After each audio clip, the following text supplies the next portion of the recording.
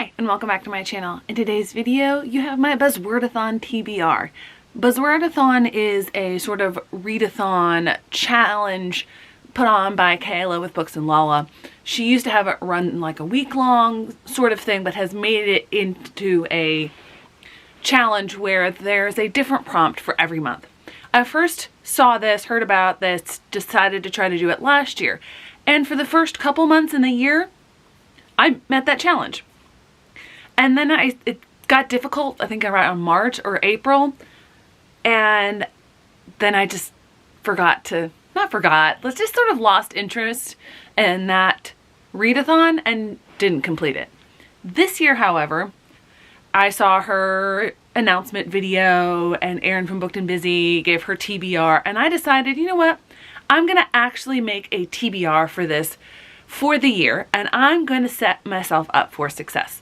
So what I've done is I've created a TBR. I'm going to go through each of the books, and then I'm going to put up an image at the end that has all of the books that I'm going to be trying to get through this year.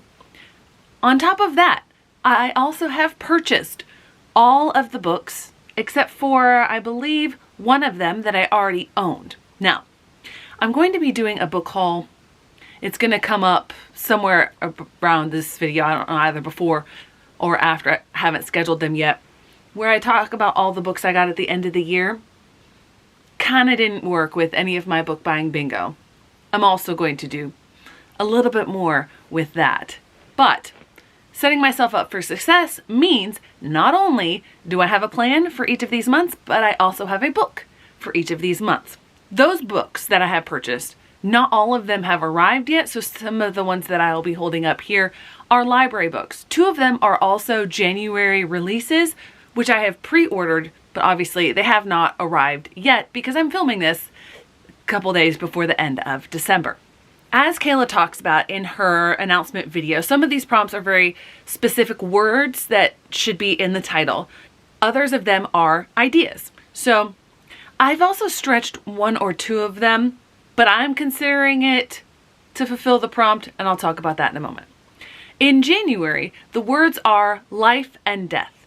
And so what I'm going to do for that one is When Life Gives You Mangoes by Karen Gedden.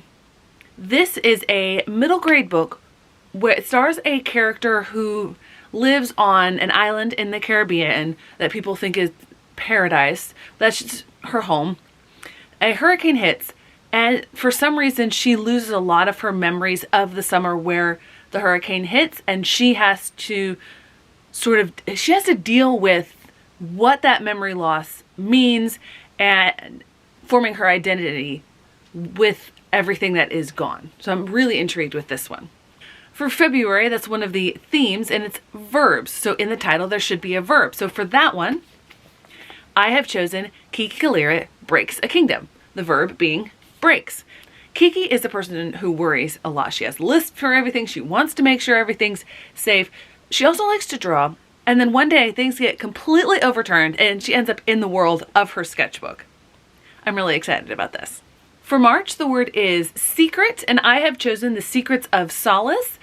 I don't remember a ton about this. This is one of the series that I'm making my way through because I started it. I read the first book in the series several years ago, but that was before I got over my aversion to finishing series.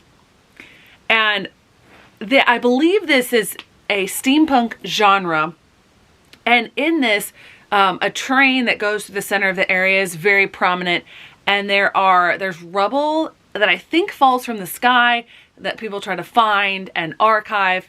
I'm intrigued by it. I think I will have to look up a summary of the first book before I give this a go, but this is my March book, so I should be able to do that before then. And the sticker is just here to remind me that I need to haul this book. For the month of April, it is emotions, and for that one, I chose Dread Nation. Dread is definitely an emotion. This is one of the books that I was looking for when I was up at the Strand. The only Justina Ireland book that I found was one of her more recent ones. And in this one, it's speculative, it's alternative history around the time of the Civil War, where a zombie apocalypse basically broke out. Like the dead came alive again, and the Civil War hasn't ended. So zombies are my favorite paranormal creature, but I've really enjoyed Justina Ireland's work, and it intrigues me what she has done with what I've read so far, and my brother-in-law has read this and really enjoyed it, so I'm excited to get to this. May's book is one of the pre-orders that I do not have yet, and that is Spice Road.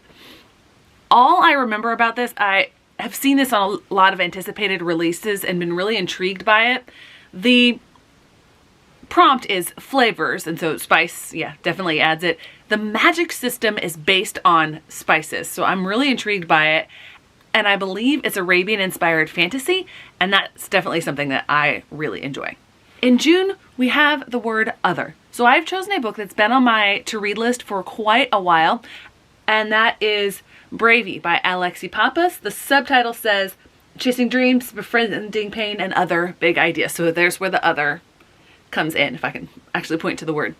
Alexi Pappas is a runner, a professional runner, and also a filmmaker, and she has represented Greece in the marathon. She's American of Greek heritage, and I've heard a lot of really good things about her memoir, and now I'm actually going to read it. For July, we have weather words, so I chose Stealing Thunder, which is the first book in a duology that got put on my map, basically on my radar, because I got the second book in the My Coffee and Book Club subscription. I really wish that I would just stick to first books, but I went ahead and I purchased this one.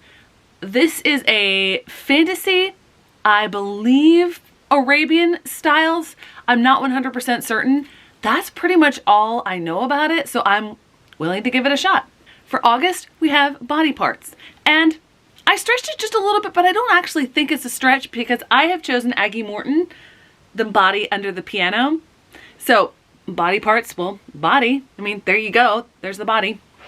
Aggie Morton, The Body Under the Piano is the first in a middle grade series, relatively new. I think there's only 2 out so far, where it's sort of cozy mystery, and the setting is 1902 in a seaside English town, and she's dealing with the death of her father and also not wanting to do what her mother wants her to do when she discovers a body under the piano and wants to solve the crime. I've heard some really good things about this, I think from Steph with Steph Loves, and I'm excited to get to this.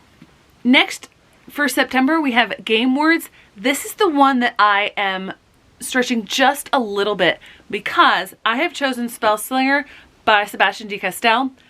This, I believe, is the American edition. There is an edition of this that has the main character on the book as a playing card, so top and bottom, and it's a playing card style. That's the stretch for me for Game Words.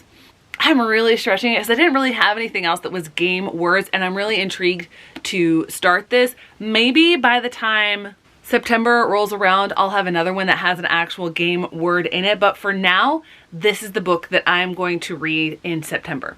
For October, we have Magic Words, and I have chosen The House at the Edge of Magic. So the main character is sort of a pickpocket, and she gets this trinket sort of thing, but it turns out that it's actually a house full of magic. So really intrigued by that. In November, we have the word good, and so I have chosen one of the good ones. I've heard a lot about this, not a lot, but I heard enough about this to be really intrigued by it, and I know it's going to be hard hitting. This was published in 2021. In this, the main character is dealing with the death of her sister, who was sort of a social justice advocate and was killed in mysterious circumstances at a rally, and everyone is talking about her as if she's one of the good ones, hence the name. But the main character is dealing with what she knew, what happened to her sister, and all of the fallout from that. The last book, again, is one of my pre-orders. I do not have it physically. The prompt is sound words, and that book is Song of Silver, Flame Like Night. So the sound word is song. I've heard a lot of people talk about this and put this on their anticipated release list, so I'm excited to get to it, even though I won't be getting to it until December, according to this TBR. So Here is my graphic showing all of the books that I'm going to be reading for the Buzzwordathon TBR. I'm really excited about this. I'm going to get this added to Storygraph so that as I read each of these books, I can make progress towards completing this goal. Thanks so much for watching. I hope to see you in the next one.